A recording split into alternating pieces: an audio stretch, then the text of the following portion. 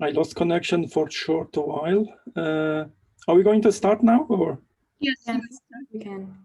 Okay. Thank you very much for giving me this unique opportunity to talk about Uyghur Crisis. So I prepared a slide deck to show some of the facts, what's going on, and so I'm going to share my screen, and if you have any question, I think you can ask during the talk or at the end. So how it is decided? They can write questions on the chat, and we will answer it at the end. Okay, thank you. Then I will share my screen and then put my slides. Do you see it now? Yeah. Okay, so today, I will start first about East Turkestan. So this is a region which we are talking about, and then briefly talk about Uyghur people, who are they, and what are the main features of Uyghur people. And then probably most of the time we will talk about current situation, and then try to ask the question why China is doing this, and try to give an answer, give some explanation why China is doing this.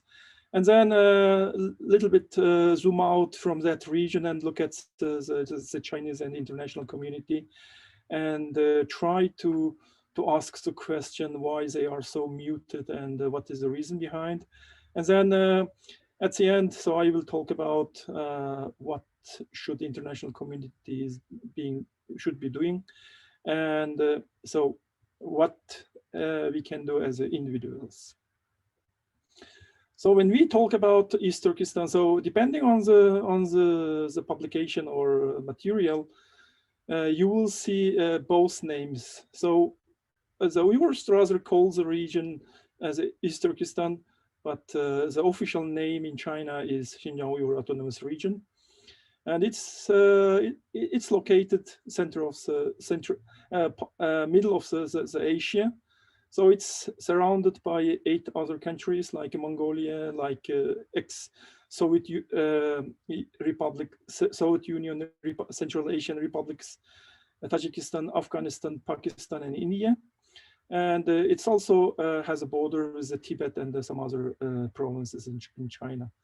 So the region, especially during the ancient Silk Road period of time, it was a center of the communication, center of the trade and the religious activities. So it was very active during that Silk Road period, until the marine route has been opened, and the whole trade or communication shifted to the other direction.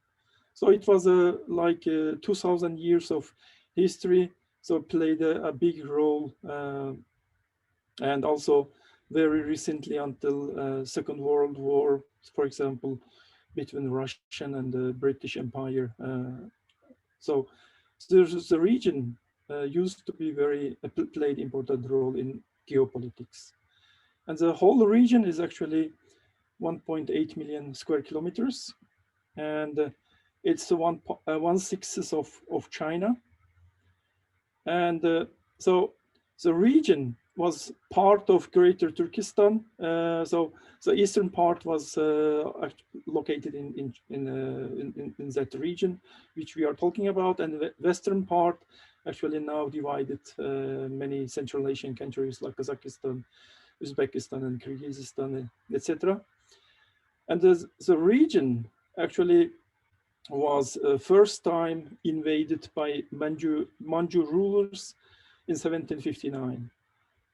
But then they retreated because of the difficulty to access the region. Why they invaded the region? Because it was considered as a buffer region between British Empire and the Russian Empire at that time, and between China. So they would like to have this buffer region to have a kind of a safety guarantee at that time. But then they retreated because they couldn't control that region. And finally, in 1876, Manchu Empire again occupied this region, and then 1884 renamed the region as a Xinjiang. So the Xinjiang means a new territory. So that explains the region was not part of China since ancient time. This is what China claims today. And then finally, 1949, the People Liberation Army invaded the region, and East Turkestan became a part of China. And in 1955, the region officially called Xinjiang Uyghur Autonomous Region, even there is no real autonomy in that part of China. And when we talk about Uyghurs, this is the largest Turkic ethnic group in East Turkestan, and they are mostly Sunni Muslims. And according to the Chinese report in 2015, so the Uyghurs in China, it's about 11 millions. But according to the Uyghur scholars, they are working with the national census and some related area. They put the numbers somewhere between 20 to 25 million. So let's estimate the total population of Uyghurs in China. It's about 20 million. But then in 2018, one of the Chinese officials claimed that the number of Uyghur people or population of Uyghur people between 6 and 7 million. I will come back to that point later on. Otherwise, outside of China, there are also Uyghur population living in Central Asia, in Turkey, and in Western countries. And we have about 120 to 130 Uyghurs living in Switzerland. So the China occupied this region in 1949. Since last 71 years, so the Uyghur people has been systematically oppressed by Chinese government. And at the beginning, in 50s and 60s, the Uyghurs labeled as a pan-Turkist, pan-Islamist, and a local nationalist. And later on, especially after 80s and 90s, the Uyghurs labeled as a separatist and a religious extremist. Especially after 9/11, the first time in the history, Chinese government labeled Uyghur people as the three evils. So they added terrorists to as the existing label, separatists and the religious extremists. So now when we slowly move to the current situation, actually the current crisis started 2012. Xi Jinping came to power.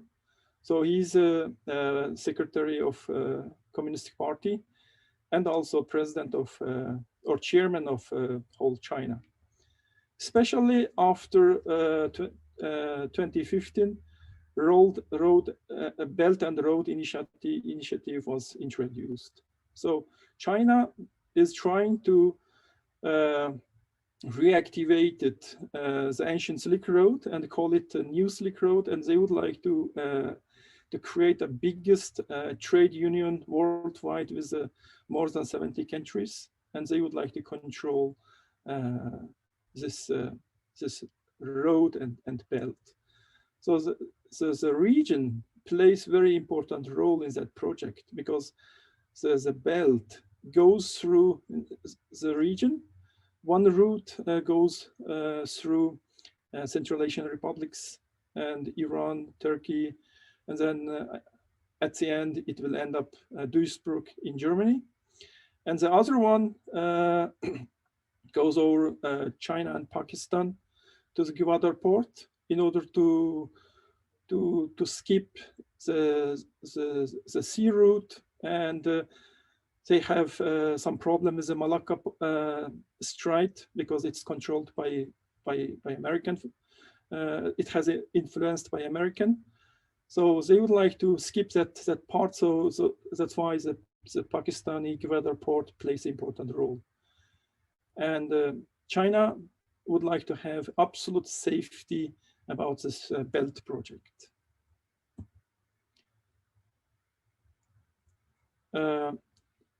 According to some internal documentation revealed later on to some of the inner circle of Communist Party, 2014, two years after she came to this position, he made a secret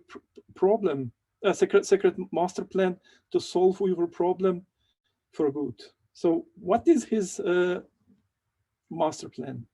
So his secret master plan is kill 1/3 of Uyghur population, detain another third in the camps, and convert the remaining 1/3 in automatons. So what is automaton? Automaton is like robots. So they obey the rule of the masters and they do exactly what they are asking for. So that was she's secret master plan. Of course, this master plan is not published anywhere. So it was just just internal revelation about this plan. And how Chinese government going to achieve that one? So as I speak about the Uyghur population, so the Uyghur scholars put the number about 20 million. And about 5 years ago, China even put the number more than 11. And now 2018, one of the think tank of the Chinese government giving a television interview in Al Jazeera, and he was talking about current crisis with Uyghurs. And he was talking about those terrorists living in Xinjiang. And he did put the number 6 to 7 millions. So if there is no master plan behind of this number, how he can dare to talk about these numbers in the international media, and how China is going to achieve that number. So this is the main part of the presentation today we will talk about. So first of all, what's going on in that region at the moment? So since 2017, China accelerated creating concentration camps all over the region. Actually, I was back in 2014. I was at my hometown. So I went back once, last time 2014, to visit my relatives. And my uncle brought me outside of the town. And it was the middle of the desert. And he was showing me a construction site. It was a very huge construction site covered with barbed wires and high walls. And they were building something. And my uncle was telling me it's a new prison. And I asked him, why? Do you need really such a big prison? And he said, I have no idea. That's what I heard. And I was very shocked. And so actually after she did put his master plan, he already started in 2014 creating this kind of big construction sites, concentration camps. So this is one of the biggest event is going on in East Turkestan. And then what Chinese Communist Party is also doing is, for example, in previous time, for example, during the Ramadan or during any religious activity, the place you are working or you are studying, they always organize a lunch or any kind of drinking activity in order to control any kind of religious activity in that region.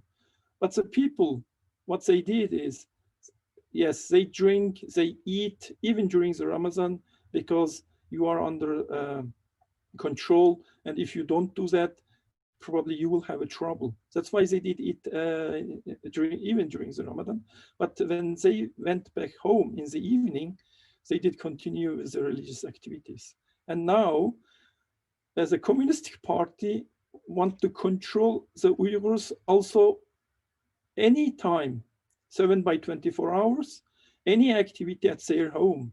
That's why they sent 1 million Communist Party cadres to Uyghur homes to monitor them. And what they are doing also recently is collecting DNA and other kind of biological data from all populations between 12 to 65 years old.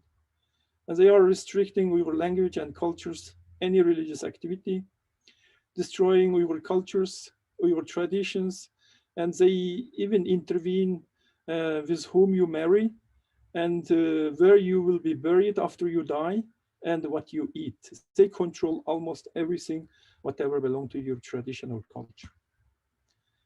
And what they are doing also is 7/24 seamless monitoring and controlling of the Uyghur people.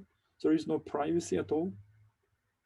And they are collecting and destroying Uyghur books and the language. They are holding family members as a hostage. Even if you are living in abroad like me, they try to control you by taking your family members as a hostage. And if anyone picks up a phone from international line, they will be punished very heavily. And they are not allowed to send or receive money from abroad. For example, if somebody's son or daughter studying in abroad and they would like to send the money, it's not possible. Or today, if I'm going to send the money to my relatives in East Turkestan, they will get punished because I am sending money to them. And the last but not least, the demographic change through birth control and sterilization. So, as I say, 2017, China started so-called training centers, vocational and training centers. Actually, at the beginning, they didn't admit whether they built this kind of center to put Uyghur people there and to have a kind of education. It's actually, it's like a prison-like condition.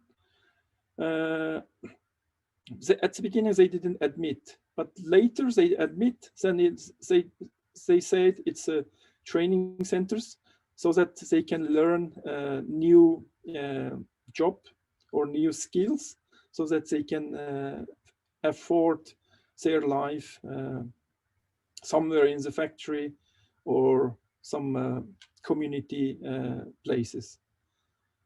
And also they admitted they would like to remove or they would like to keep control religious activities, and they also call it terrorism activities through this training. And those are the very early numbers, how many concentration camps have been built and what might be the number, the people living there. And there are different articles. For example, the Canadian scholar Sean Zhang, he was investigating based on Google Maps, where, for example, in Google Maps, you can look at the history of the place, and then you can look at the changes happenings since last 5 or 6 years. And then he found out, for example, up to 70 re-education or concentration camps at the end of 2018. And almost at the same time, Australian scholars also did investigate a number of concentration camps based on internal materials published in China, and also based on geo-location maps. And they did put the number somewhere between 180 and 1,200. And according to the Winter, this is Italian-based online publication media, They are mostly reporting about human rights and the religious oppression in China. And according to their own investigation, so they found out how many people might be living at one site, and how the conditions are. For example, surveillance camera in every cell's classrooms, even in the toilets and outside. So everybody is controlled 7/24 hours. And they are building the factory next to concentration camps. So the people learning the skill and at the same time working in the factory as a forced laborer. And they also found out next to concentration camps, there are also crematory. If somebody is died, so they will burn the dead body in those crematory. They don't give the body back to the families. And you might ask why so many people have been put in concentration camps? What is the reason behind? So the Foreign Policy magazine did put 48 ways of sending the people in concentration camps. And they did try to list everything what they found out. For example, if you own multiple knives at your home for cutting your vegetable or piece of meat, so it's already a good reason to be put in the concentration camps. Or if you are an alcoholic, if you drinking a lot, and all of a sudden you give up your drinking habit, this can be a good reason to be in concentration camps. And of course, Uyghurs as indigenous people in that region, they have also their own traditional funeral kind of festivity. And if you perform this kind of funeral festivity, then it's also good reason to be labeled as extremist, and you go in the concentration camps. Or you eat a breakfast before sun rise up. Or if you resist that somebody come to you and collect your DNA samples. Or if even you have a full beard, or you traveled abroad by yourself without any organized groups, or if you speak to someone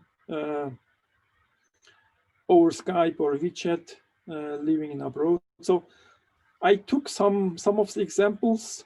Sounds ridiculous in Switzerland, but it's true in China. So those can be a reason that you go to the concentration camp, because you have some kind of, let's say, a radical mind. So you have to be washed out from your brain. And another media also did put some of the reasons why you can end up in jail. So most of the reason also included in the previous article. And they also didn't only put the people in concentration camps in the region, in East Turkestan, because the concentration camps was not fast enough to build. So other provinces like northeast part of China or middle part of China, there are enough places in the jails, jails. So what they did is they moved the Uyghurs. Somebody did put the number around 2 million. So they were transferred to the other provinces. And there was a report about it. Some period of time, the national railway between Urumqi and other province in China has been stopped. I think it was like 2 weeks, and they stopped the national railway. And what they did is during the evening or during the night, they transported a lot of people under heavily security force control to the other provinces. So that was some investigative journalism report in Australia. And those are some very few photos came out from the concentration camps. How that might look like. And myself, I am also a victim of this Chinese oppression policy. For example, my only brother has been jailed in 2015. And according to one of the letter he wrote to me, he is working in a factory, and he is producing a phone charger. I don't know which brand that might be. Anyway, he's working there as a forced laborer. And he was jailed in 2015 for 10 years because he has a group of people, like 5 families, and they had a tea party. And during that tea party, probably they were discussing about some of the current situation, or I don't know, maybe they were praying together. So there is no any obvious reason why he has been jailed for 10 years. And also my brother-in-law, he disappeared in 2017. According to the social media posting from my sister, so he's possibly in concentration camp. So he has 2 kids. So I see when she posts something in social media, I see he's very sad, and she always talks about separation and this kind of things. So I assume he's also in concentration camp. And my other brother-in-law, we had a last contact in 2018. So he is also possibly in concentration camp because he had some previous record. He had some problem with some Chinese taxi driver, and it can be a good reason that he ends up in concentration camps. And my mother-in-law, she is 74 years old. So we lost contact with her also 2018. And at that time, she was already a short period of time in concentration camp because he traveled to Turkey together with me 2009. And out of that reason, because she traveled to Turkey, and so she was in concentration camp, she has a lot of disease, so like high blood pressure and some other diseases, but we are not sure whether she is alive or she is somewhere else, so we don't know.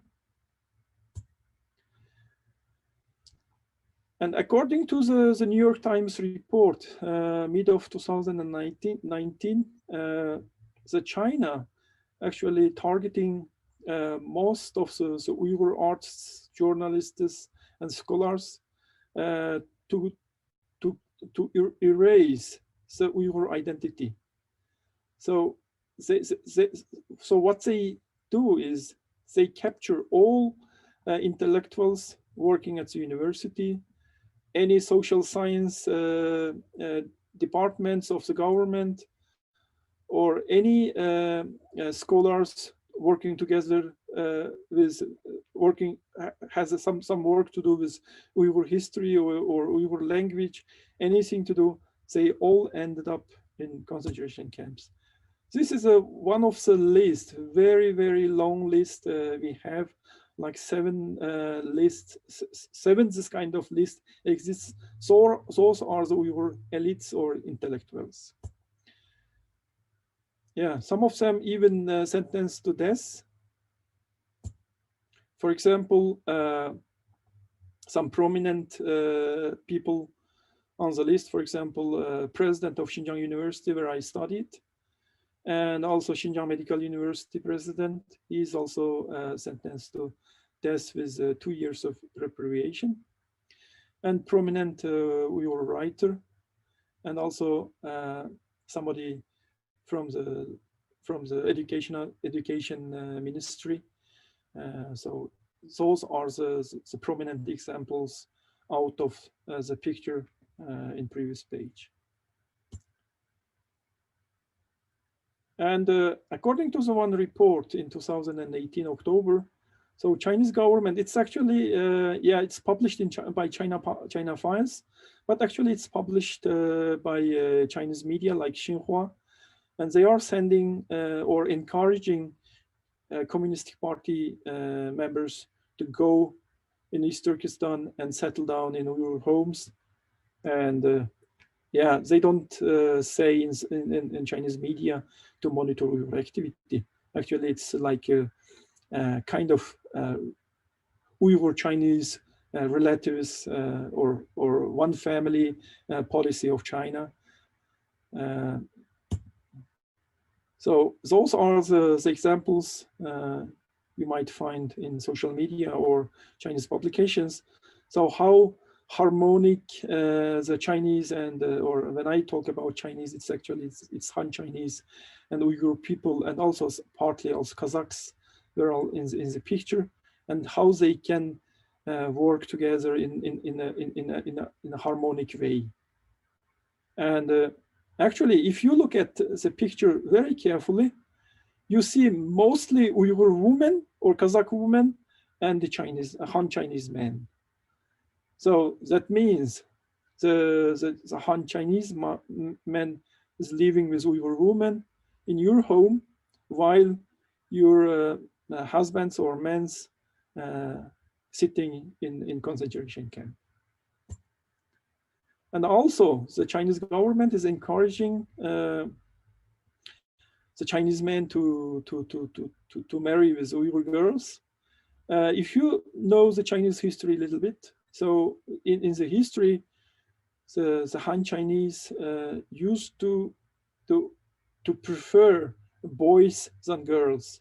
For example, if the wife is pregnant, they will bring the wife to the hospital and do medical checks. And if it's girl, there will be abortion. If it's boy, it will be kept. Because of that, there is a big imbalance between girls and boys in China. And a lot of men doesn't find a girl to marry. And now China is officially encouraging the Han Chinese men to go in East Turkestan and find Uyghur girl and to marry.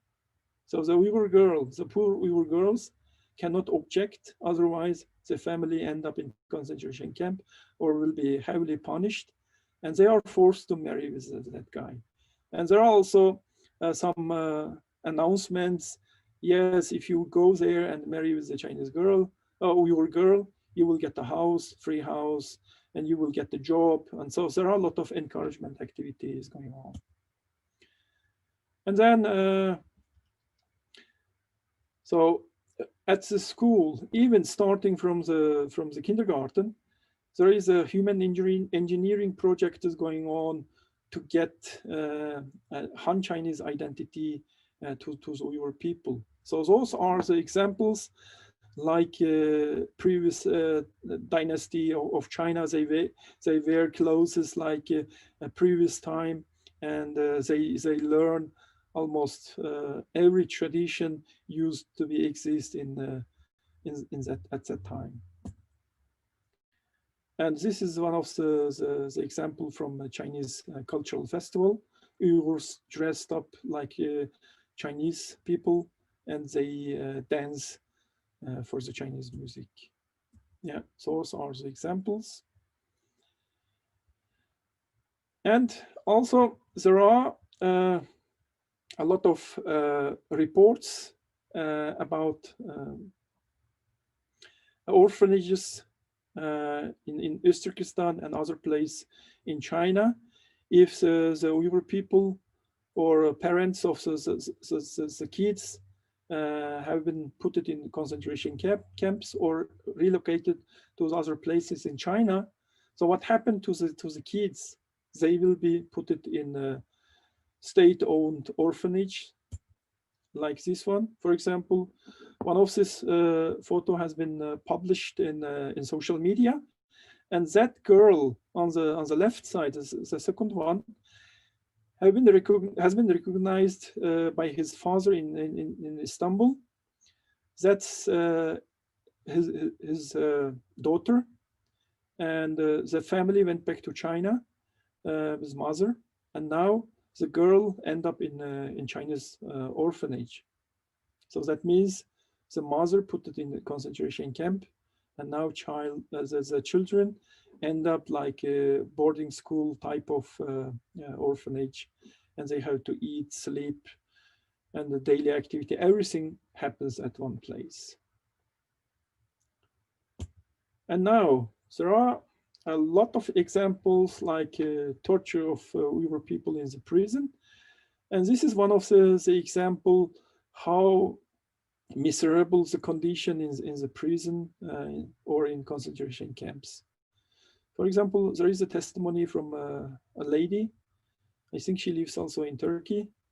And so she, according to her description, she was imprisoned when she was at 16, and 2 other brothers have been executed in the front of her. And third brother was also executed when she was absent, and father died in the prison, and the mother died also due to a heart attack after losing the husband and 3 sons, also including that girl. And she was raped from the prison guards many times.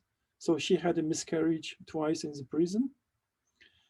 And then she was asked to shout instead of Allahu Akbar. So she should say Communist Party Akbar or something like this. And so she has to say how great the Communist Party is. And then if you look at the face, her face was burned with the cigarettes. And so prison guard was telling her, ask your God to rescue. So if you are not rescued, that means you have no God. There is no God existing. So yeah, so you have to give up your religion or any culture what you have. Yes, this is just one of the examples. This kind of story doesn't show up in the Western media because there is no journalists in the region when this happened. And secondly, it's beyond of your imagination. It's like a psychological torture. But this is the one story among many. Unfortunately, we have also some witnesses came out from the concentration camp. For example, this girl in the picture, because she married to a foreigner. So after I think some time being in concentration camp, she came out, and then she moved to United States, and she was giving testimony in the Congress. And according to her description, there are a lot of people dying during the concentration camps. And she did put some numbers. So how many people dying every month, and how much that might be. And she was giving also evidence about the prison condition. And she was describing inhuman condition happening in the concentration camps. And also, these Uyghur detainees or prisoners have been a good resource for organ harvesting. And there are some pictures reported by Japanese media. And in Kashgar city, for example, at the Kashgar airport, there was a special lane only for organ transportation. And even China making advertisement in Middle Eastern countries like Saudi Arabia or surrounding countries about halal organ transplantation. And they were saying, yes, the organ belonged to a Muslim man, and so you can be guaranteed that it's halal organ. So where is this halal organ coming from? Actually, it's from the concentration camps. And this is one of the publication on the topic. Actually, this is not new.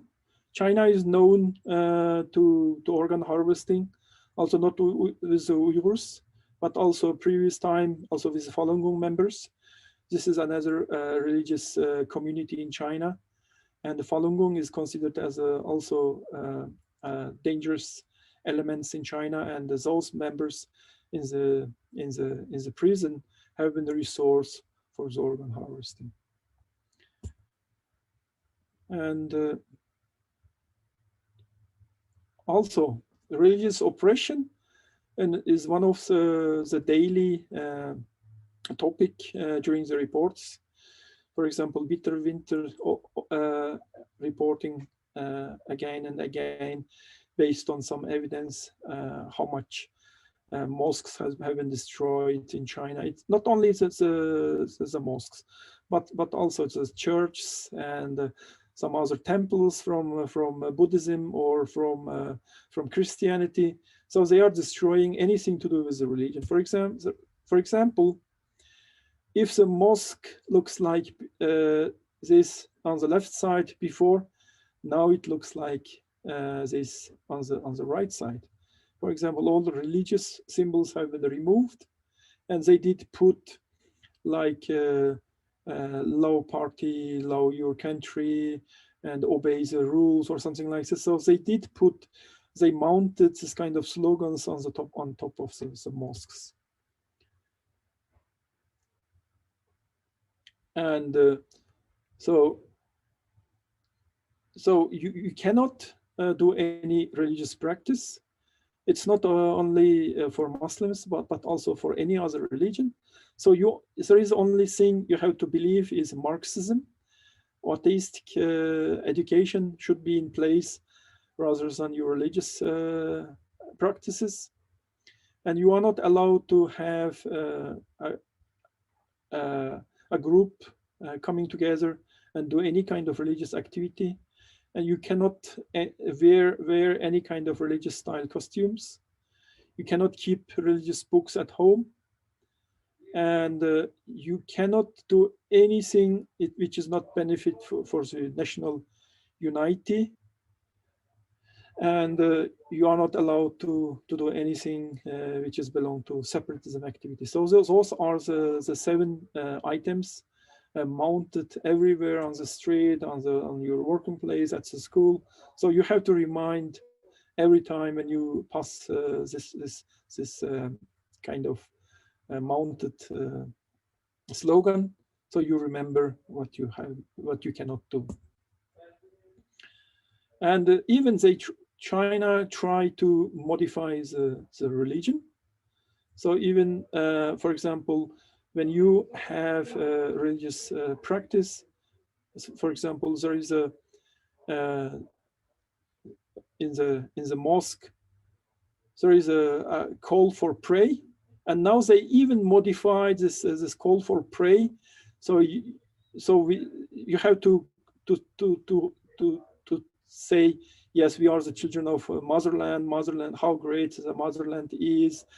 And so there are a lot of things mixed up, a law of the country, law of the Communist Party mixed up with your religious activity. And again, another thing mounted in the every buildings. So they try to modify a kind of Chinese style religion. So it has to be compatible with your socialistic ideology, and otherwise you are forbidden to do any activity. And then, so the Communist Party also has a kind of dress code for the people, and every dress has to be strongly controlled from the police force on the street. And if it's not conform, to the guideline, so it will be removed or cut it off immediately on the street. So this is just an example, but this picture is not from recent time. Actually, it was much earlier. And then even they force Muslims to eat pork, for example, and drink alcohol during the Chinese cultural fests. Yeah, there are several reports about it. And they also control how you perform your funerals. So it has to be conformed with Chinese culture, not with Uyghur culture. And destroying Uyghur books, any thing related to your history, your language, have been collected and burned down. And then the collecting of DNA and any biological data is happening very often. There are a lot of speculation about this, why they would like to collect any kind of biological data from you. And there are speculation, maybe there is some kind of human engineering based on your biological data. So they will create something for only work for Uyghurs and not other people. So those are the speculation, but yeah, they are doing collecting the DNA samples since last 2 years, and it's always like this. So you cannot object or you cannot deny that you don't want. And then ethnic genocide through birth control and sterilization. This is the latest report. Unfortunately, there are people, because they are either citizen of a foreign country, or they had another reason to come out from the concentration camps or jails, and they are reporting their own experience with birth control and sterilization. I just put 2 women on the picture. Actually, there are 5 or 6 different ladies, and they are very active and reporting about sterilization of Uyghur women.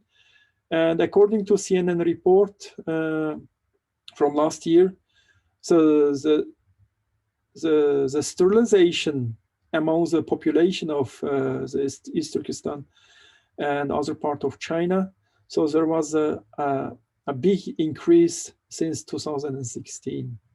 So they are doing a lot of birth control activity. For example, according to one of the report, the lady lives now in Netherlands.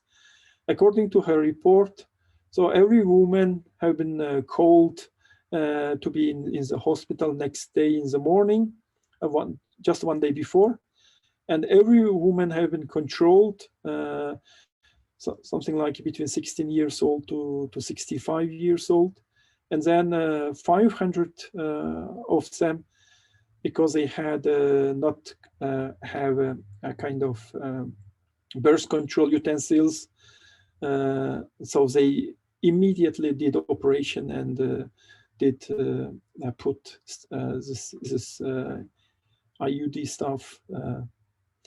So yes, those are the reports coming out recently, more and more.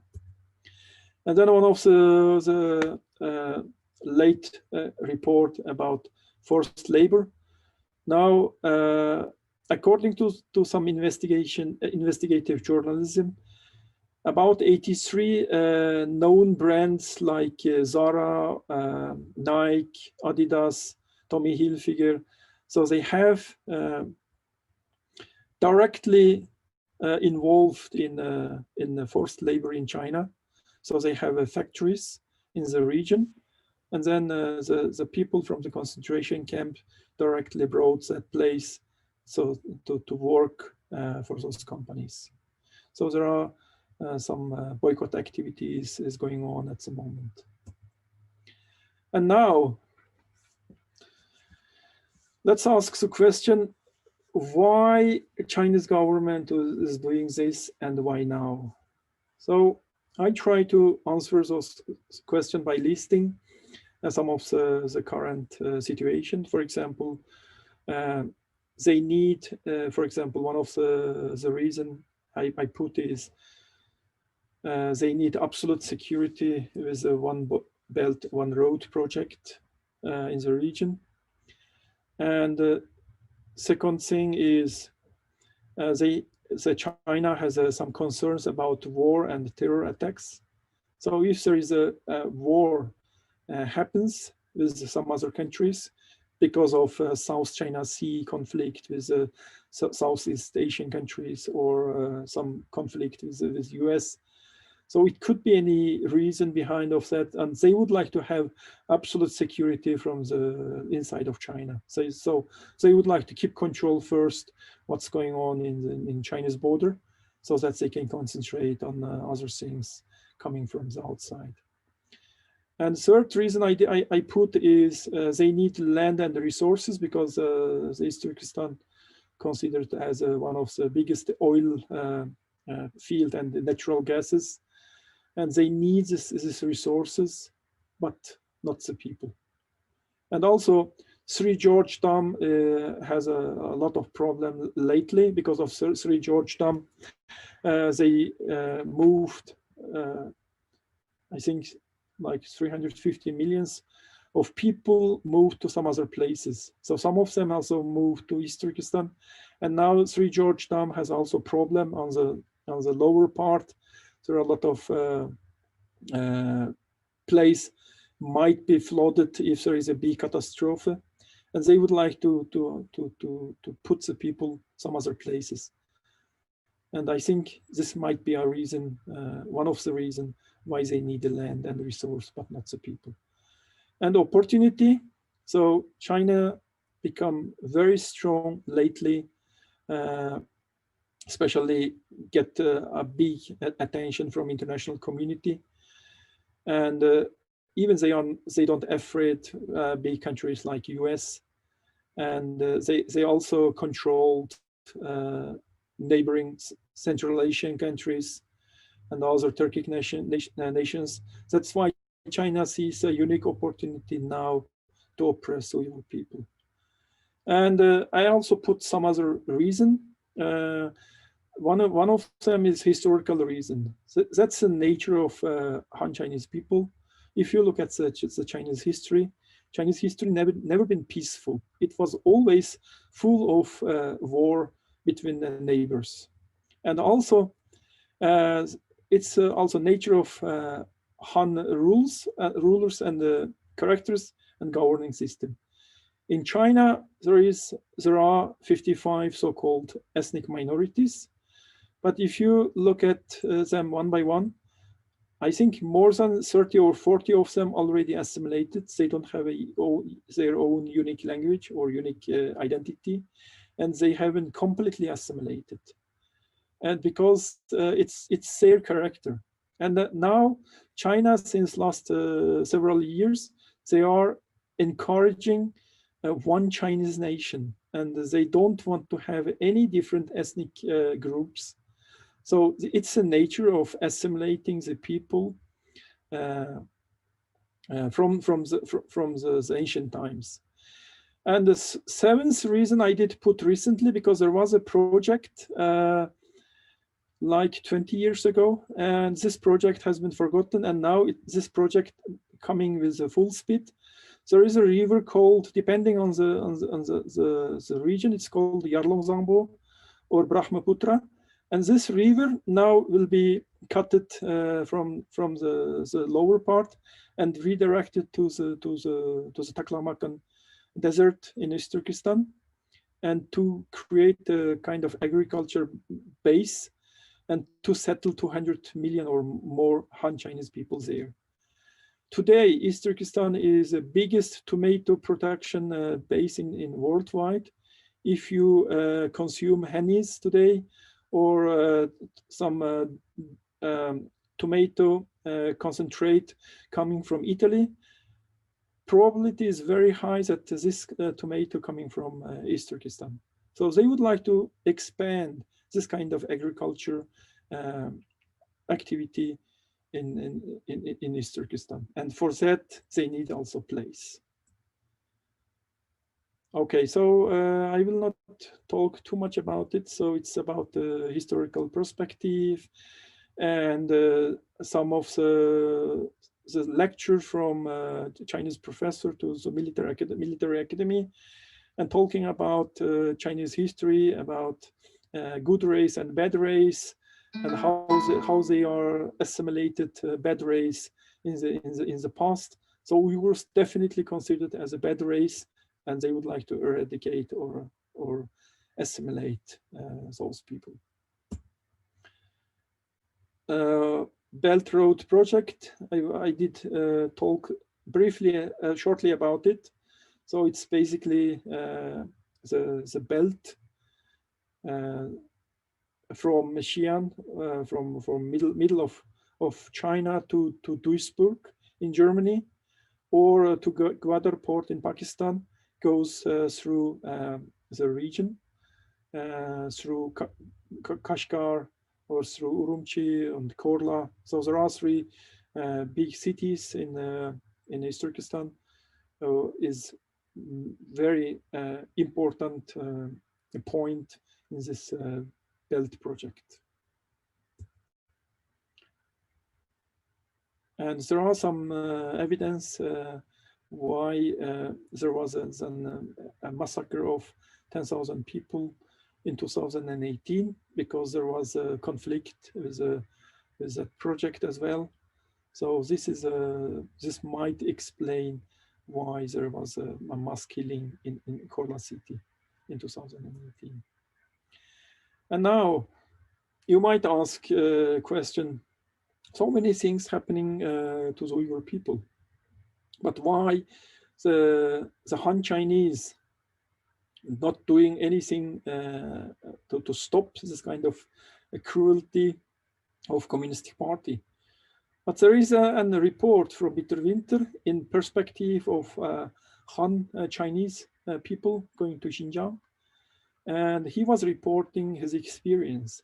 So in any time, so he enters the border of this East Turkestan region, so there will be app installed on his mobile phone. So his activity will be closely monitored. And so if he takes any picture, like some of the ceremonies on Monday, for example, flag raising ceremony, or anything to do with a cultural genocide happening in that region, if you take a photo and if you are captured, so you might end up in the concentration camps as well. So for that reason, the Han Chinese is also scared. So if some of them are already doing business in that region, or working temporarily in that region, so there are reports, those people going away because their daily life is too much under control, and they cannot accept that one. So that's why the Han Chinese people also not involved to help Uyghur people or stop the policy of Chinese. And previously, I think I was talking about the government is encouraging people going Xinjiang and settle down there. So there are some advertisement. For example, this guy is talking about this Chinese policy, and he said, so if you go there, you will get a settlement fee, and you will get a house, you will get a job, you will get your wife.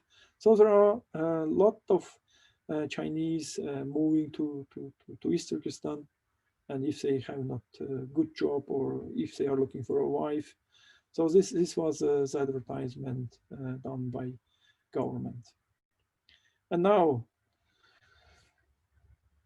let's ask the question about international community.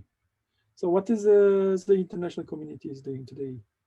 So if you look at the European countries, most of the European countries and European Union, so what they are doing is they are trying to put trade first and negotiate about human rights condition in China. So kind of change through trade politics going on, especially in the European Union. And also, I have been contacting or foreign department.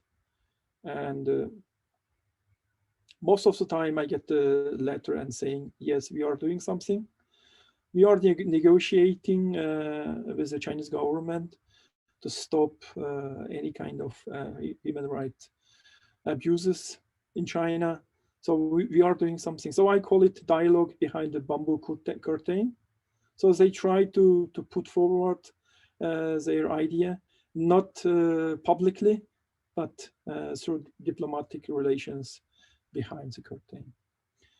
But outside of the Europe, for example, in America, so there was a good news for Uyghurs 2019 and 2020 in Congress. So they discussed about Uyghur Human Rights Policy Act, and now the bill is passed. So we are waiting for some concrete measurements take place and something going to change. And also a lot of countries like Australia and Canada, some other old Western democracy, also they also talking about the Magnitsky Act to forbid Chinese Communist Party cadres to enter their countries. But recent news are not very pleasant. For example, China is elected to United Nations Human Rights Council for 21 to 23. So including some other countries like Cuba, Venezuela, Saudi Arabia, those countries. China is also part of this Human Rights Council. And the American or Trump policy of isolating United States from rest of the world bring China in a unique position in the international stage, and they are using their own benefit very clever way, and injecting multi-millions to international organizations like the World Health Organization, and they are trying to control those international organizations. And now, there is a report 2019 and 2020. So they were criticizing or supporting China's policy in East Turkestan in United Nations organizations. And if I put those countries on the map, you will see a clear border between East and West, between old democratic countries and the rest of the world. So if we look at the number of countries supporting, against China's policy, you see a lot of old democratic countries on the list. The darker, the bold font is actually from 2019, and some other countries joined in 2020. And there are more countries actually supporting China's policy, including some of the dictator countries like Zimbabwe or something like this. Sad enough is some of the Muslim countries also you see on the list. And you miss the name of some of the countries actually on that list, for example, like Turkey. Yeah, this is the reality, what's going on today when it comes to the support or against Chinese policy in that region. And now, last point. So what you can do for your people. So your people as a member of international community, they need attention and support. So what you can do is, for example, talk to your friends, neighbors, and communities about Uyghurs, about current crisis, as we are doing today, and organizing events. Again, this is exactly what we are doing today. And then talk to your government or representatives in Bern or in your cantonal government, and ask them to stand up for Uyghurs, make some agenda in different sessions in autumn or today, actually, in Switzerland, most of the NGOs are doing activities around Uyghur crisis. For example, already in 3 days, we have an activity organized by Society for Threatened People, and also Amnesty International or Public Eye, those kind of NGOs doing a lot of activity, but not from the parliament. Some of the Socialist Party members are supporting, but as a personal project, not the project from the party or from the parliament. So there are a lot of things we can do in Switzerland, and then yeah, there are a lot of Chinese companies and international companies.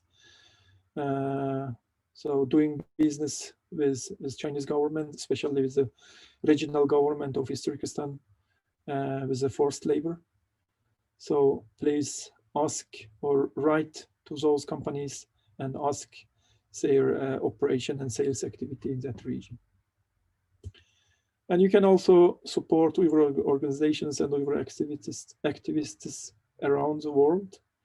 So in Switzerland, even we are a small community, we try to keep our activity as high as possible.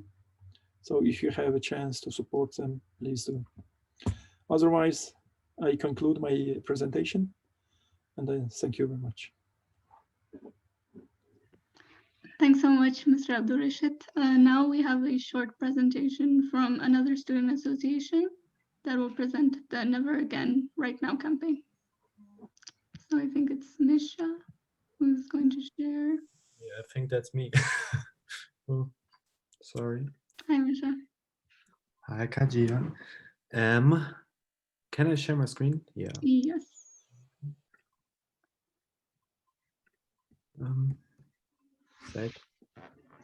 Sorry.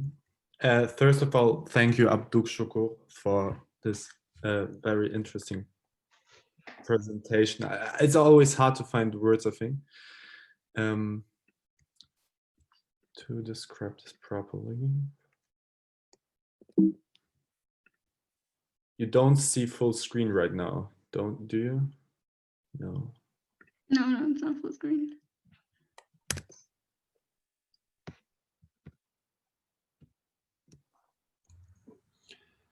Again, I lost connection for a short while.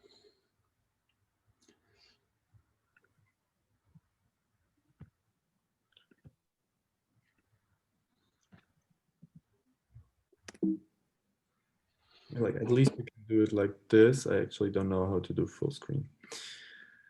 Thank you for the invitation, first of all, and thank you, Abduxukur, again for talking. It is always very interesting, and I have always to admit, like, it's amazing that you talk about all these issues and face this traumatic things again and again and again, just like, not just, but for the reason that public hears about it.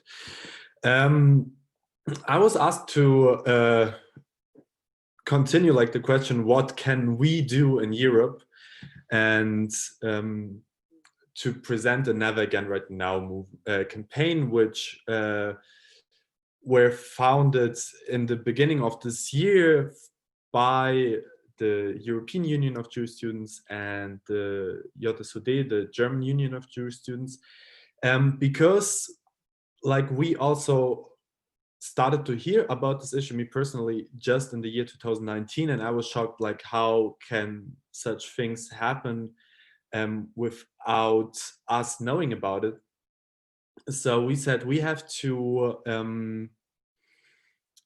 focus on this, bring public attention on this, and also because for me personally, when I've heard about this the first time, the parallels to other historical events are clearly there.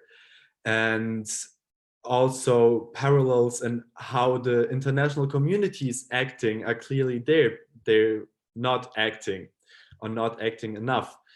And especially for a lot, like from this Jewish bubble, the motivation behind all of this was we were raised in Europe with a mindset of never again, and never again was a promise the international community gave itself after the civilization break of the Holocaust.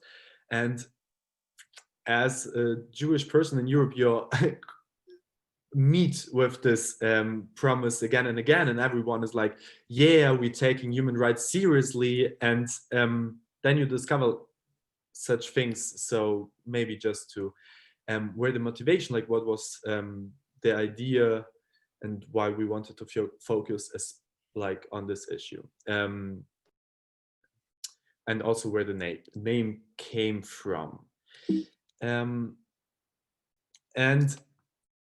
all the whole campaign. And also I think when we're thinking about like what can we do is based on a quotation from Abraham Heschel, who was a rabbi in the United States in the 60s, 70s. He was really active in the civil rights movement, and he said about the Vietnam War, a quotation what is pretty good: some are guilty and all are responsible. And if we're talking about what can we do today about the situation, we have to make clear that there is no, like, of course they are a big power, or like people in power who are ruling this world. But in the end of the day, our system works because we all act the way that makes it possible that the system continues to work. Nike can just produce billions of dollars because we buy Nike products. Amazon is just exploiting people because we buy things at Amazon, although Amazon is not the topic today. But all these big companies can continue to work, and to work the way they do, and the way they do it is that they don't care about human rights, is because we as individuals do our own small things to all our own small actions to ensure the system to continue. So basically what we're doing is three things. We try to bring attention to this topic. We are presenting facts on social media. We are doing webinars like this one. We are presenting stories from Uyghur individuals. As example, Abduxukur, who was also part in our information campaign. And like, this is one part. I will keep it short so we can maybe discuss in the end also a bit. Then the second part is to address politics. And I also like, it's actually, if you dive in this activism, you're fascinated how many different small organizations are working on it, how many members of parliaments are interested in it, and how can it be that nothing is changing? This is like quite a paradoxon when you enter this whole thing. But what we worked out together with the World Uyghur Congress is a pledge for member of parliaments to sign. And this pledge is asking basically for 11 things. I won't list them all, but things like assign a special rapporteur to the UN to monitor human rights situations in Xinjiang. Because also one thing what is problematic, for example, talking about boycotts, talking about boycott of individuals, that there are no legal evidence often for the situation, because China is blocking everything out of this country. There aren't, like, the amount of proof, journals, information from Xinjiang is not that high if we think how massive the situation is. So things like assign a special rapporteur to Xinjiang to have a neutral, objective evidence for things that are happening there, to work also, like, to continue working on it, for example, in Den Haag, in front of the International Court of Justice. But also things like boycott the Olympics 2022. And we also try to bring legal individuals, for example, like Kai Ambos, who is a judge at the Justice Court in Den Haag, to publish his legal opinions on that. And for, like, we for example published his legal opinion. And then the third, first thing was social media work. Second thing is political behind the scene work. And also, yeah, and the third thing is on the street work. We are producing flyers since July, targeting companies like Adidas, like Nike, like and just distributing these flyers in front of the stores, and have amazing talks with the people. Some are really depressive, some are interesting, but at the end of the day, like, I think even better than online interaction is always real life interaction. And also because, like, the shops are seeing you. We got don't arrest, but, like, if you, like, police were called for us because we were standing in front of a Nike store and distributing these flyers. And if we do it often enough, I think companies will, if the pressure on companies in Europe will be, or in the States will be high enough, that company CEOs will mention it, and it will be mentioned in their statistics, financial statistics in the end of the year, then we can count that things will change. Because for companies like Zara and Co, the Western markets are also important, because in the end of the day, they are their home markets. It will be also very interesting how the big sport companies will react on the laws that now are enforced in the States. And then, of course, last thing, demonstrations as often as possible. We had demonstrations in front of Volkswagen, in front of the foreign ministry, when the foreign ministry of China had his Europe tour. And yes, I was asked to have I asked to have a short presentation. And I'm ending with like, all the resources I just presented very shortly and briefly, you can find on this website, on our website, Never Again Right Now. And also, like, all our actions on social media. And I really invite all of you. We have weekly meetings where we discuss. We have now an action on the 10th of December. I can't talk too much, but if you're motivated to do something in Geneva, there will be something in Geneva. So feel free to write me through these channels. And yes, have I forgot something? No, to wrap up, we think that next to talking about it, it's really important to ask, like, how my acting is influencing the situation and how I can integrate protest in my daily life. Full stop. Sorry. Yeah. Thanks so much, Michelle. We're going to proceed with the questions now. Is that all right with you, Mr. Abduxukur? Yes, so there is one question from Anas. Is there still ways for people to escape the region with no passport?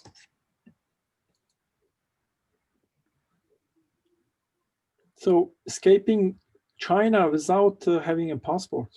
Yes. I think this is something beyond the imagination, because the people granted a passport only they have a reason to go abroad, and upon their return they have to give the passport back. And before they travel, some of the relatives and also some of the colleagues from the place where he work or teaching, so they have to find 3 people to give a guarantee, and if they don't come back, so those people might have a problem. So first of all, getting a passport is a big problem, and secondly, finding such a person and coming out of the country, it's also difficult. Yes, this is something yeah, beyond your imagination. I don't think it's possible.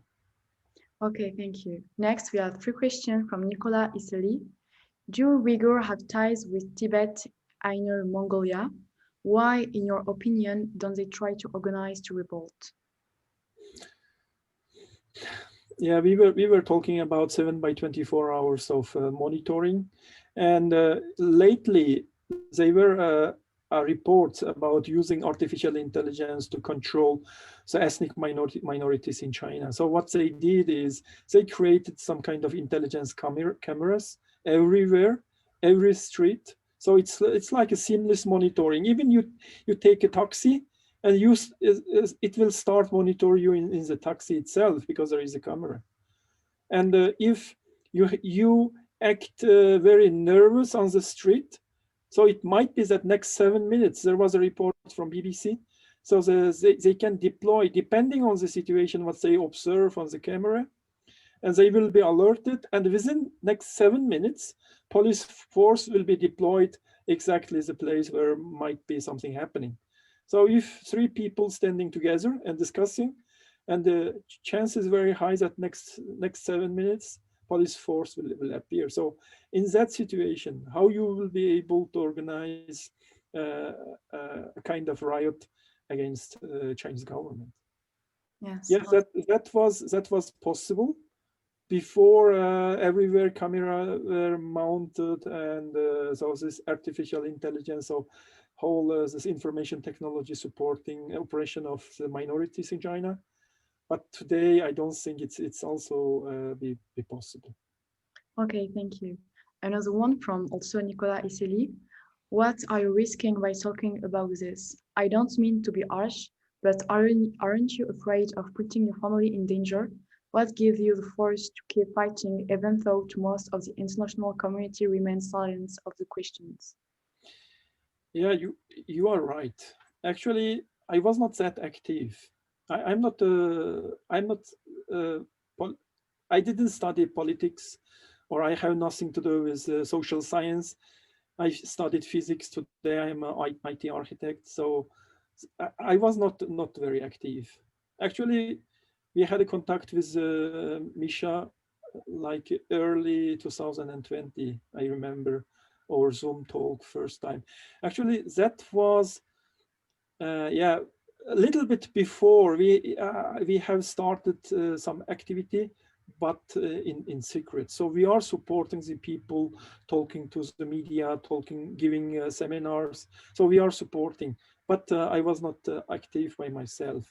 And so with Misha, so we had a long discussion, and I think that was the first time we gave interview to European Union of Jewish Students, and I also speaking UN 45th of UN Human Rights Council this year in September. And yes, I might put my family in danger in China, but if you can measure something, and there is a limit, and everything what happens is you cannot measure with some measurable things, and it's already exceeds you beyond that measurable thing, then you don't care. Actually, I am in that situation. So my brother, as I told you before, in jail since 2015. Whether he will come out, and he will come out in some healthy condition. Whether I will be able to see him again, I don't know. I don't know. The only thing left from my family is my sister. I don't have a direct contact, but she posts something in WeChat in a dashboard, and I go there and see what she's posting there. So through that, through her postings, I might get some information. Otherwise, I lost contact with my family since 2018.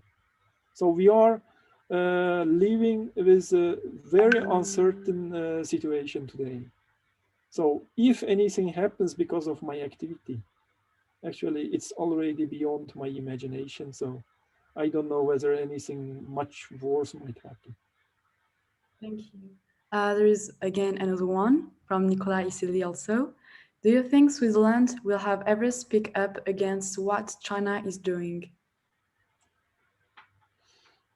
Can you repeat, please? Do you think Switzerland will have speak up against what China is doing?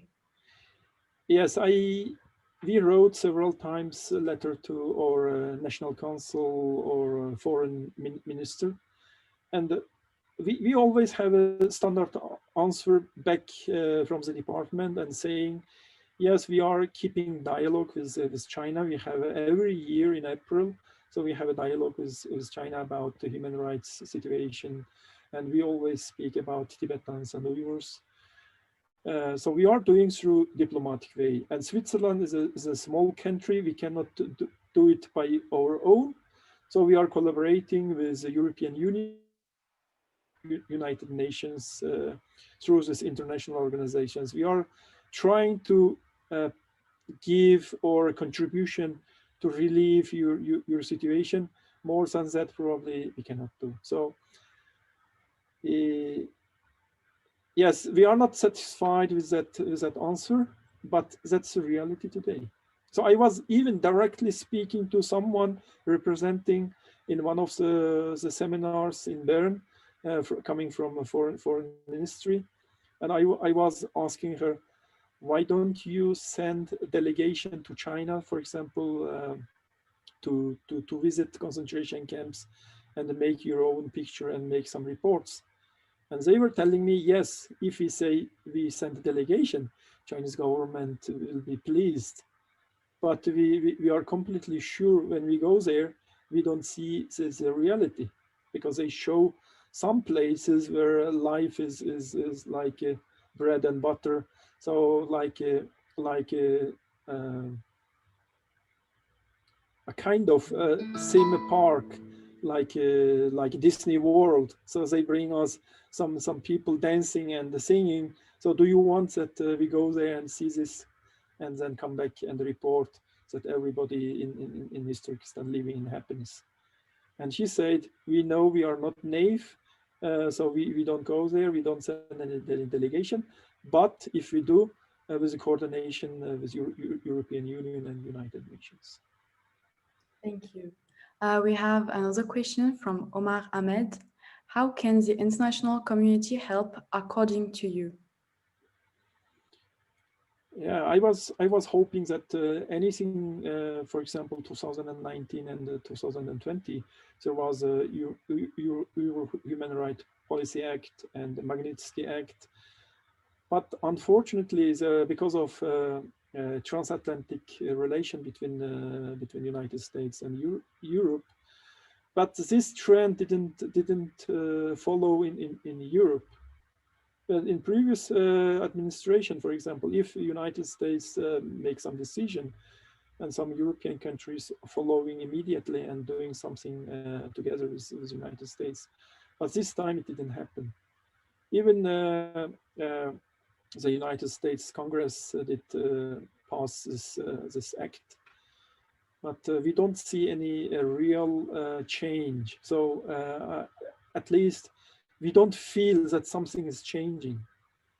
I hope with the next administration, with a good collaboration with the European Union and European countries, there will be a global voice against China and whatever they are doing is not right, and they should stop immediately. So I hope there will be a global voice in the future.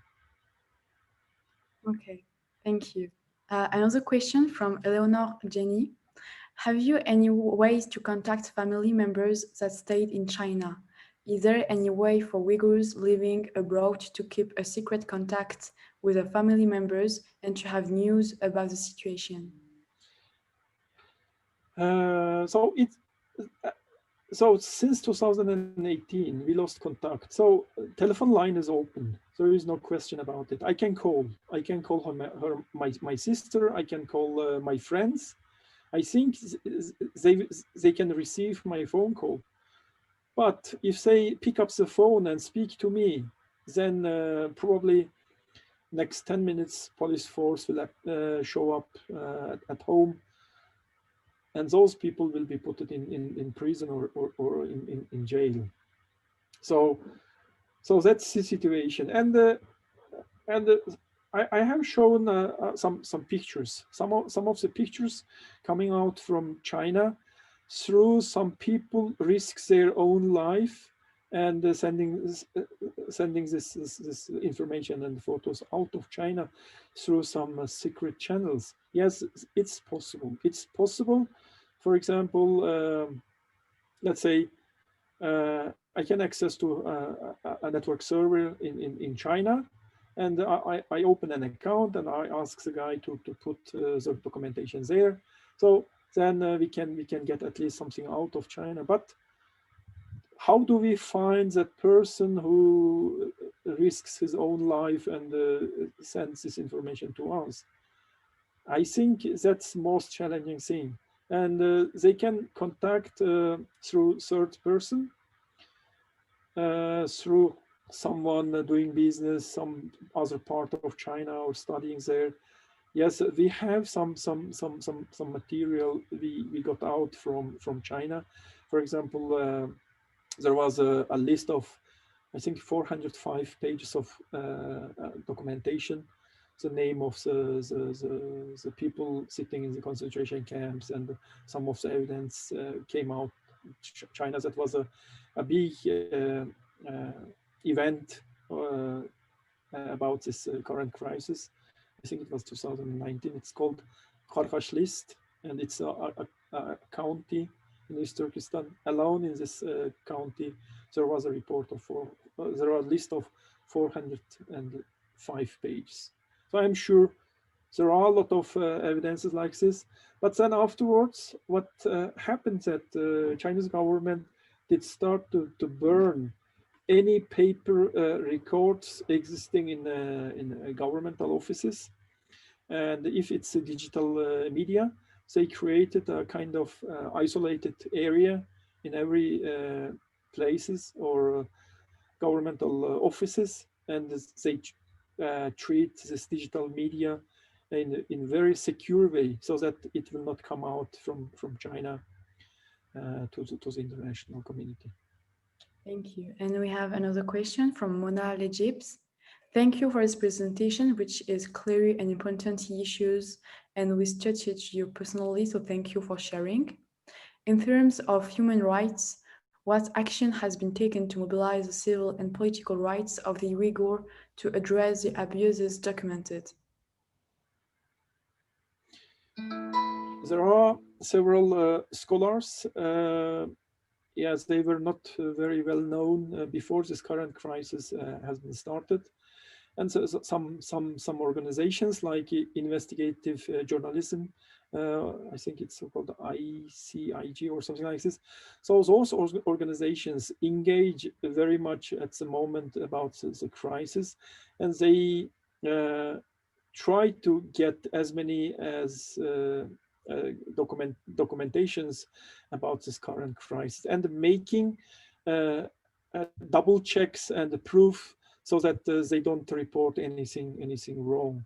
So I appreciate the work of those scholars and organizations, and they are trying to bring that really a level that every government can use and put some action against this cruelty of Chinese Communist Party. I don't know whether I gave a correct answer to your question.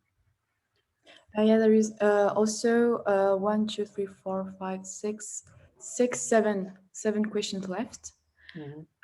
Another one from Maïsa Zetchik.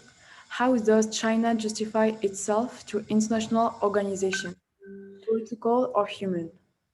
I think they are not justifying anything what they are doing. So they put one thing in the front, and they say, look, we have a problem with terrorism, and so this is what we are doing to stop any terror act in China. And we have, since she came in position, came to power, so we don't have any terrorism activity in Xinjiang. And so this justifies our policy. And this is the only reason they are putting on the table. And even they are giving advice to France and say, okay, put every Muslims in the concentration camps. It's like a joke, and say, okay, if you put the Muslims in the concentration camp like we did, so you never have a problem in France, for example. And they are proud of what they are doing today. But I show you a picture of intellectuals, even university professors. And do they need really an education to get a new skill? And do they really need to be in the jail? I don't think so, because they would like to remove the whole Uyghur identity and the existence of Uyghurs by removing first those intellectuals and Uyghur elites, and then the rest of the people they would like to control like automatons. As I was talking in the beginning of my presentation. So they would like to control not only the body of the people, but also the mind. I think that's what they are trying to do. And even they don't justify. Only justification is terrorism. Okay, thank you a lot. There is also a lot of questions, but I think, do you want to answer to more questions, or do you want to end like this?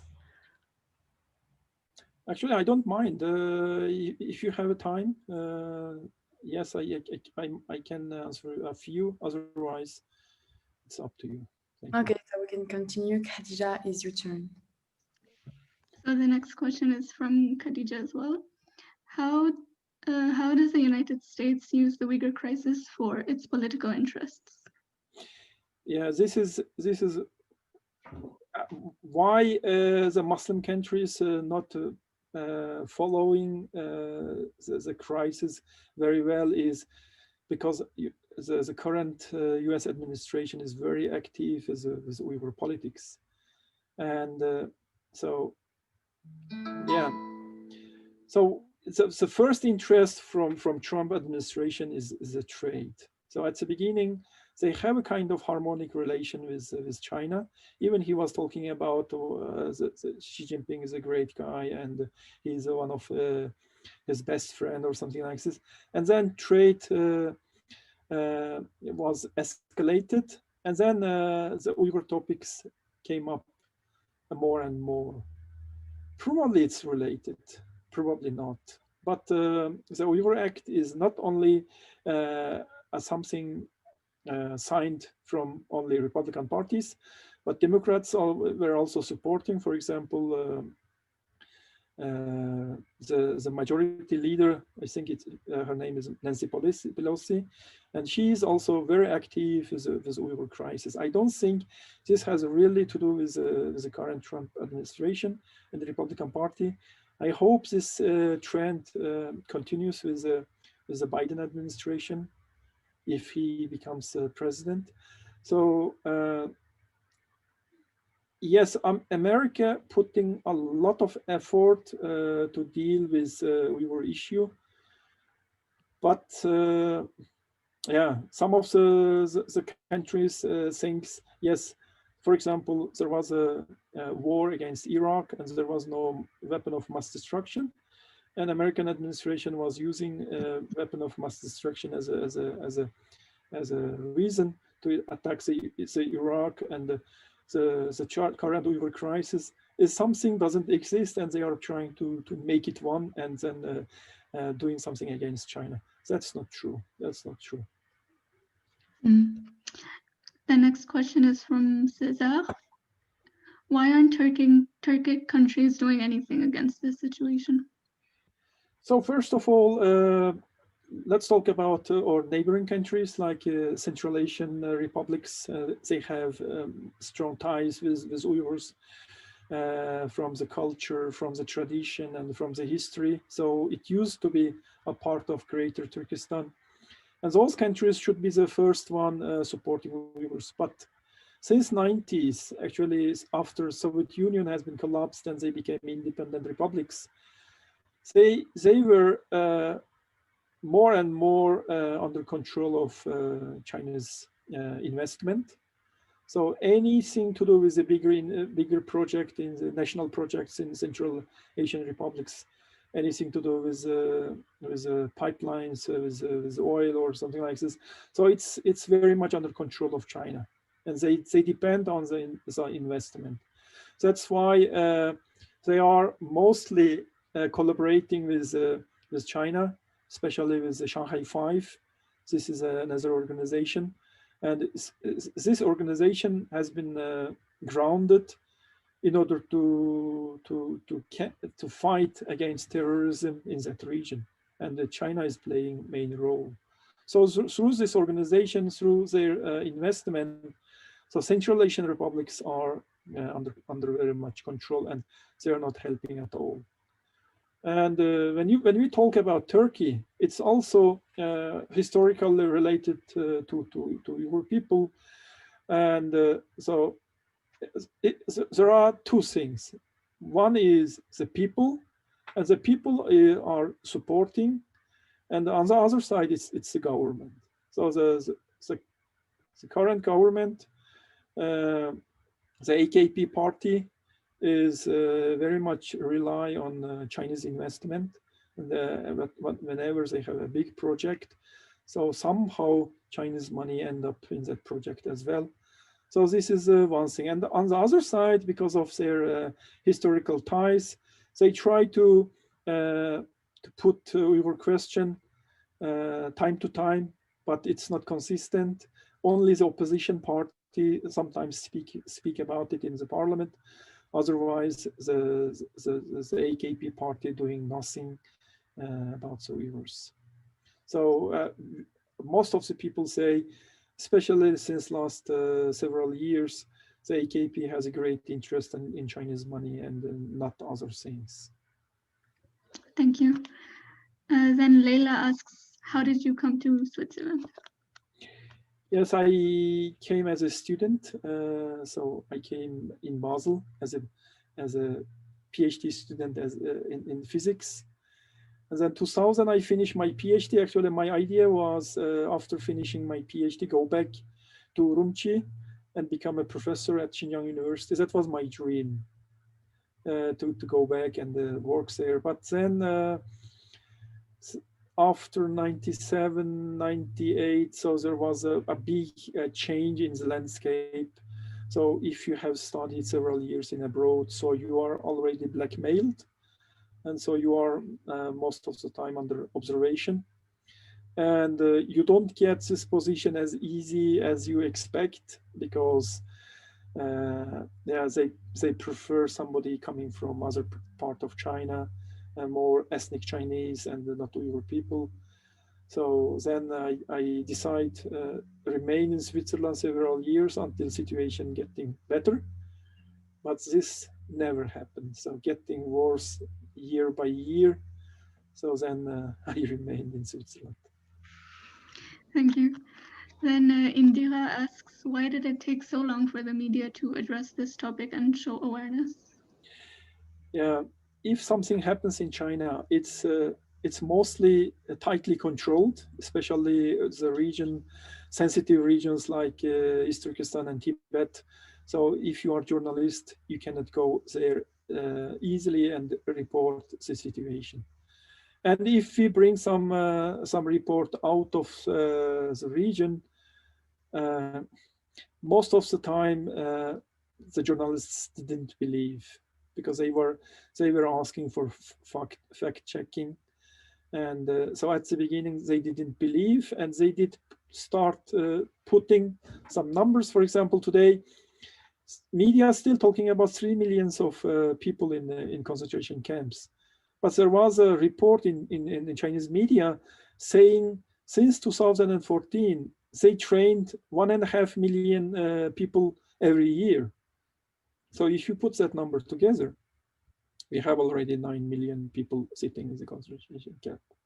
But international media didn't want to go in that direction, because it's, again, if you are living in Europe, if you are living in a democratic country, it's already beyond your imagination. Putting, let's say, I don't know how many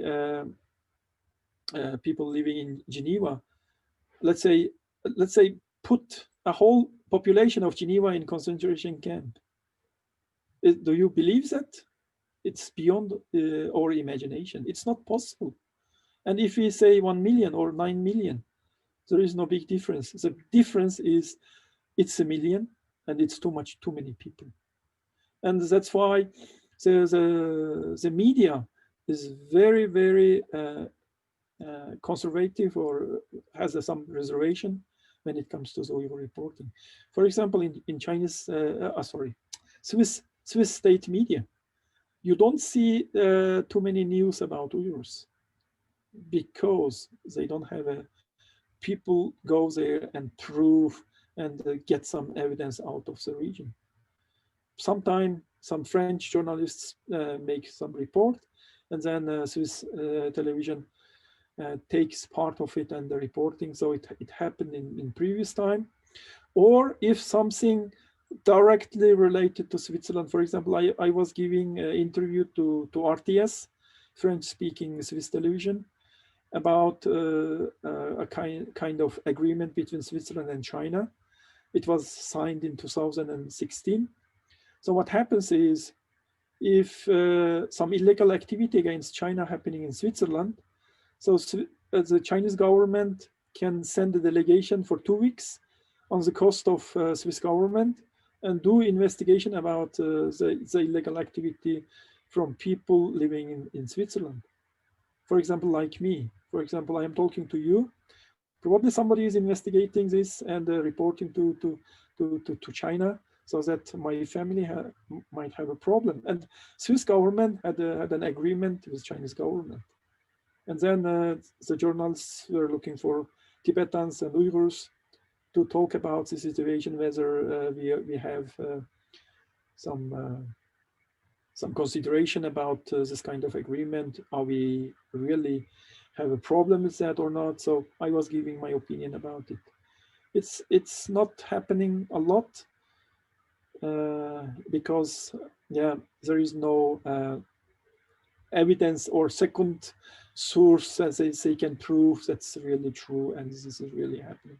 But now some changes are happening. We have a small group of people helping journalists to get evidence, and we give some, if we get some information, we can give to the journalists, and so they can report it.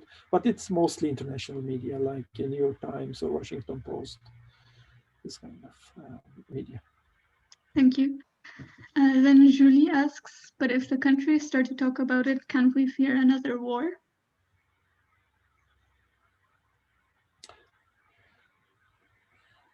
This one is difficult to say. I am not sure whether anyone in the world start a war because of some minority people in the country. I don't think so. But what might happen is South China Sea, there are a lot of conflicts. For example, China is building, I think it's called Sprattle Island, and they are creating some field for Air Force, for example, and they are threatening surrounding countries around South China Sea. And so several years ago, US sending military to that region and to have some kind of control of the region. So there are people expecting, yeah, but it might happen some war against China because of surrounding countries are not happy. But I don't think this one also happens in the future. But who knows? Who knows? Thank you. There are just a couple more questions, if you don't mind. Flo says, thanks a lot for the presentation. What do you think is the future prospect of the situation? Is there any chance that after Xi Jinping, the situation might improve? Actually, each time when there is a, let's not talk about Xi Jinping, but the governor of the region, each time when there is a new governor coming, and we are expecting there might be something changing, some improvement will happening. But each time when there is an old government replaced with a new one is much worse than the previous one. For example, the current one, Xinjiang, was governor of Tibetan region before, and his second name is Butcher, for example, and he is very cruel guy, and so he has absolute control over the region. And previous time, if the government, or local government, did something bad to the local people, the people can go to Beijing and can have some court activities in order to solve that problem. And now a central government is supporting whatever the local government is doing. So whether if Xi Jinping,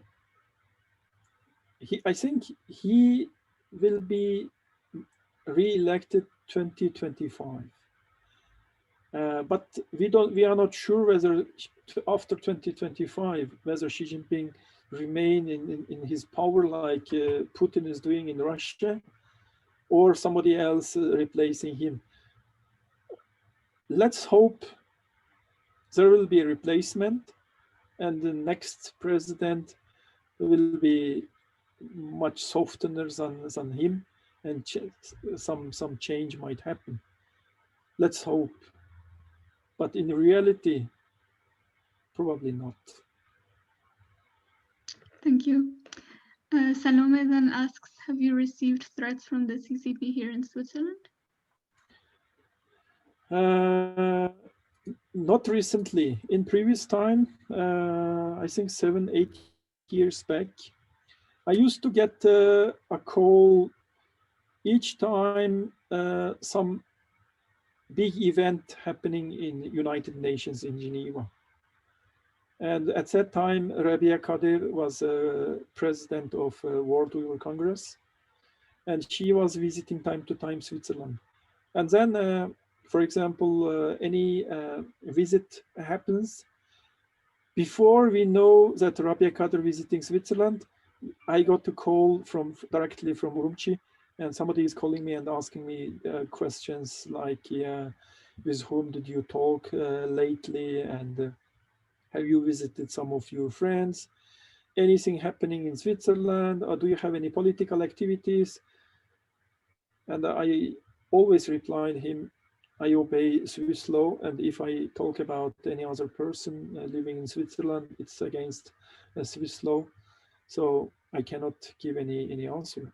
And they were threatening me, say, your family might have a problem if you don't collaborate with us. So I stayed hard. I didn't give any answer, but also nothing bad happened to my family. And then what happened, after a few days, I learned that Rabia Kadir visited Geneva. She had she was talking to the politicians in Switzerland. So they knew always when Rabia Kadir is coming in Switzerland and trying to threaten us to give information, give evidence about the Uyghurs living in Switzerland. But this didn't happen recent time. I had but in order to have some certainty about this kind of situation, I did write a letter to Foreign Ministry, asked them what happens if they threaten us to collaborate with them, and they told me, if something happens like this, report to police. You are protected in Switzerland. Anyone living in Swiss border should not be threatened from foreign government. So we should know it if something happens. Mm-hmm. Thank you.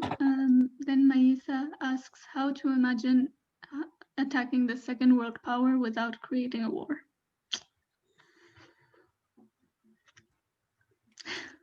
Yeah, it's a difficult question.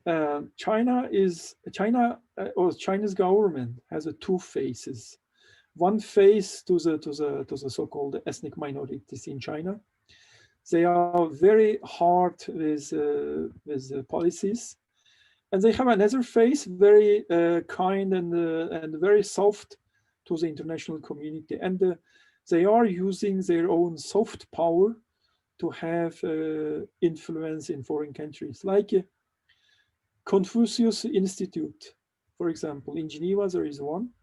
And through that institute, they are trying to infiltrate their activity also in every countries. Even it's called a kind of cultural exchange institute. Actually, it's a kind of espionage organization. And so they are using their own soft power to influence other countries.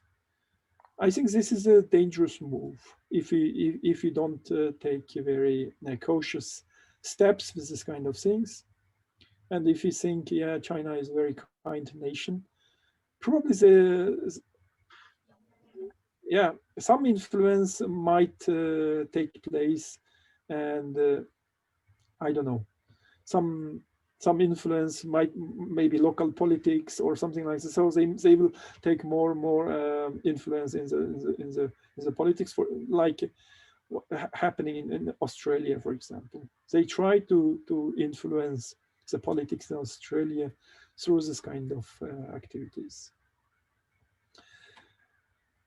I think in the first instance, one should take care of this soft power of China. And then the second one is, I don't know, the trade agreement with China. Probably something think about this kind of trade agreements, whether we are doing the right thing. But this is something to do with the politics, and I think let's give that job to politicians and try to convince them to rethink about this Chinese strategy. I don't think a war is a good terminology to use it here, but could be a trade war or any kind of cultural war or this kind of war, but not a military war. Thank you. And then from Nicole, the final two questions. Is there a relationship between the bad image given by the medias of Islam in Western countries and the rise of extreme right and the fact that no medias are speaking about Uyghurs?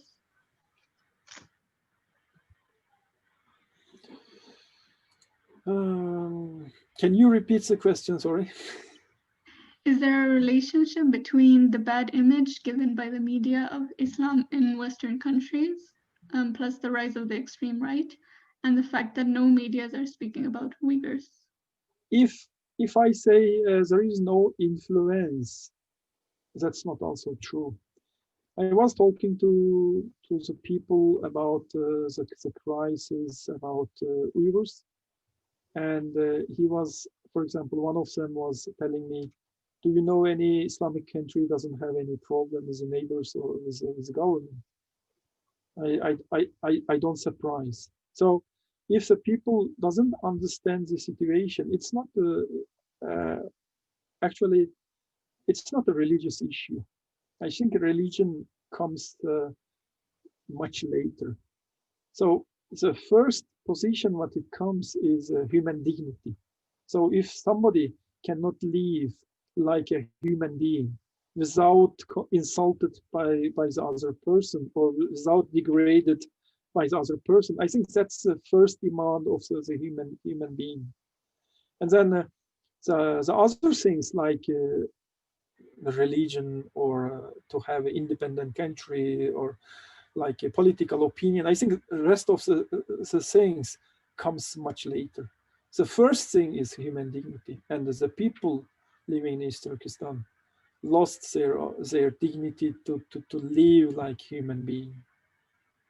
Let's say, imagine a husband has been taken away to the concentration camp, and the government organize a Han Chinese man to stay at your home 7/24 hours, eat in your home, sleep in your home. And what kind of harmonic society it is? So do you talk about happiness? Do you talk about a free society?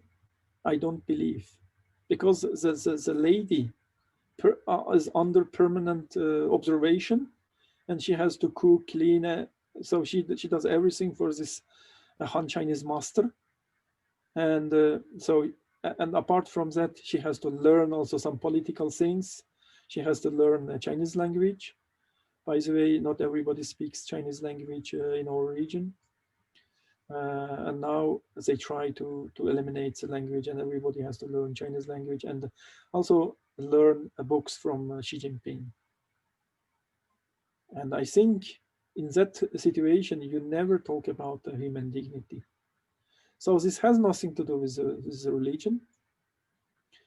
Even China tried to put that label to Uyghur people and consider them as terrorists.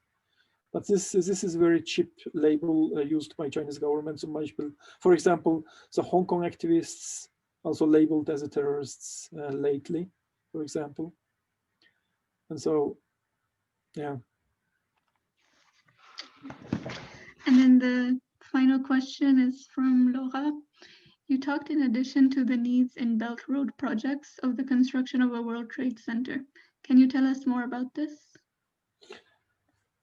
I think China has like a 100-year plan. There is a book called 100-year marathon or something like this. I think 100 years of marathon. And China was, so the current Chinese government starts from 1949. And China has a goal, 2049, China become a absolute world power. And the Made in China is a biggest brand. So they have a kind of goal to control whole world. And this One Belt and Road initiative is just a starting point. So what they try to do is, so they would like to reactivate the ancient Silk Road, and now it's called the New Silk Road. And they would like to create a trade route between China to until Venice through the continent, across the continent. And on the other side, over the marine route, they would like to control also different region along this marine route. For example, part of, let's say, this Malacca Strait, all those countries in Southeast Asia, and then continues to let's say, Middle East, to African countries. So more than 70 countries are actually joined the project. In Europe, Italian government is also joined that project, and also Greece, for example. The port from Piraeus has been the right of use sold to Chinese government. And I think in Italy, Trieste port was also now can be used from this project. So there are a lot of countries interested in, for example, Central Asian countries. They built a national highway on the cost of Chinese government, because this highway will be used for the transportation. The cargo trucks use this road, and also railway projects. A lot of countries has a big national railway projects supported by Chinese government. even in our doorstep, let's say, I think it was a Hungarian and Bulgarian or Romanian national railway project is also sponsored by Chinese government. So yes, they would like to create a biggest trade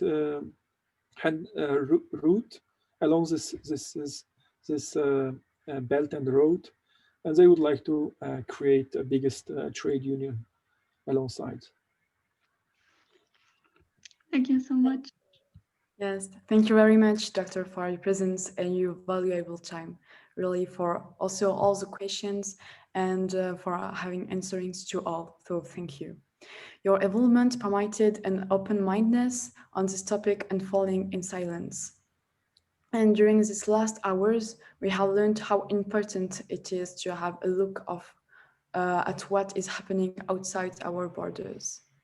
We would like also to extend our thanks to Mosaïque, its president, Marie Chevalet, the department Conference and Debates, and their involvement, and to the IHEID, with whom we have been planning this conference for a while. Thank you to everybody for being here today. Thank you. Thank you very much.